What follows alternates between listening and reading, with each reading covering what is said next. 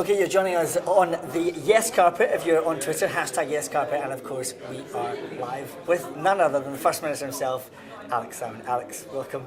No, great to be here on this very auspicious day. It is a very special day. Did you get much sleep last night with all this excitement? No, I tell you, I've actually got a throat thing at the present moment, so last night was spent gargling and desperately swallowing tablets, hoping for the best. Luckily, the voice has held out. It certainly has. And what a spectacular launch we had today. Couldn't be better as a launch. I've been so much optimism, positivity that, often in events you can feel whether the event is successful or not, and this felt like a wonderfully successful event.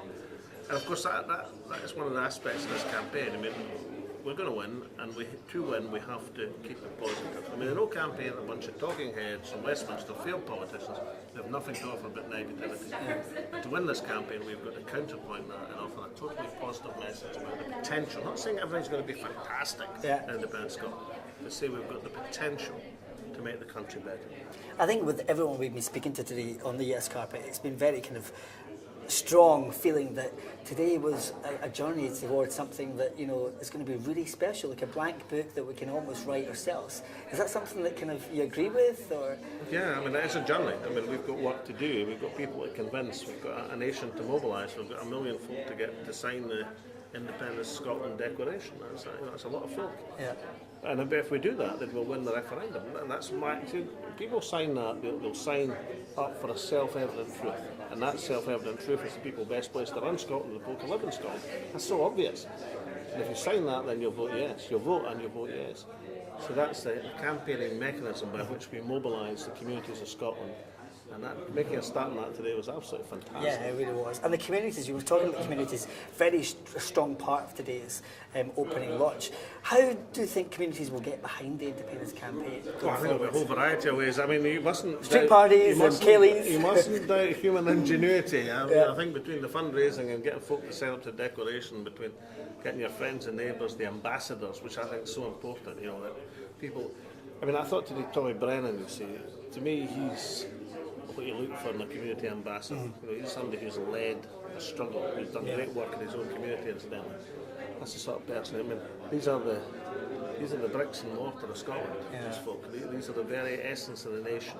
And we can mobilise that type of folk across Scotland, these community ambassadors. Then we've got a winning formulation. And with the performances today as well on stage, I mean, everyone was almost we were speaking to Dougie McLean earlier on, and he was almost close to tears when he was on stage because of just the momentum, the sheer buzz in the room. But that kind of almost helped today, didn't it? I always cried during Caledonia. Yeah. No, I once performed, I say this modestly, a duet with Dougie McLean in the smallest distillery in Scotland, in Perthshire. Right, okay. There were Dougie and I, and his wonderful modulated tones, my strangulated tones. There we were performing Caledonia. I was greeting as usual. And the thing that puzzled me was why the folk in the audience in that distillery in Perthshire, unlike today, weren't joining in the chorus. Then somebody told me there were 2 busloads of German tourists. Das ist nicht so good. And what do you think independence means for the people of Scotland? What can they look forward to when and if Scotland does become independent? It's about opportunity, it's about hope. The scarcest commodity in politics right now, not just in Scotland, but across the continent of Europe, is hope in the future, belief that things can be made to be better. If we can encapsulate that, then we've got a very precious vision. So hope that we can build a prosperous country and a just society. What would independence mean to the people of the northeast of Scotland? Well, I've represented the northeast of Scotland all my political life, and they're the most fantastic people on God's earth. They've led the way, at a time when nobody was voting SNP in the 1980s. When I was elected in 1987, the northeast returned me as a member of Parliament. And very great in the poll tax campaign. The sign up against the poll tax in the northeast was greater than anywhere else, even in Glasgow. They were always behind you. It was greater than anywhere else in the country.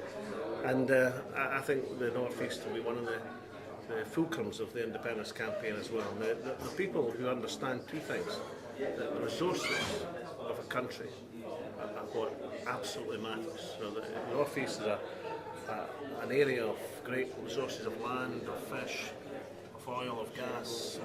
And rich in culture and diversity, isn't it, of course, as well? That's my second point. And they also understand the importance of identity and solidarity and fellow feeling. Well, I will say the North East, look, we've led the way, let's do it midway. Finally, First Minister, what would an independent Scotland mean to the people of Scotland if and when Scotland could become independent? Well, it's an opportunity to build something better. It's hope for the future. The scarcest commodity in politics is now. Not just in Scotland, but right across the continent of Europe, people are looking for hope that things can be made to be a bit better. And if we can encapsulate that in Scotland and broadcast that in the campaign, say, look, marrying the resources of Scotland to the talents, the ingenuity of the people, we can create a more prosperous economy and a more just society. We can encapsulate that hope for the future, and we've got the winning formula. Well, hopefully we do. And it's down to the people of Scotland now and the communities out there, isn't it? Yeah, to really get behind it. Sign that declaration and saying yes. Say yes. Thank you very much, First Minister. Pleasure.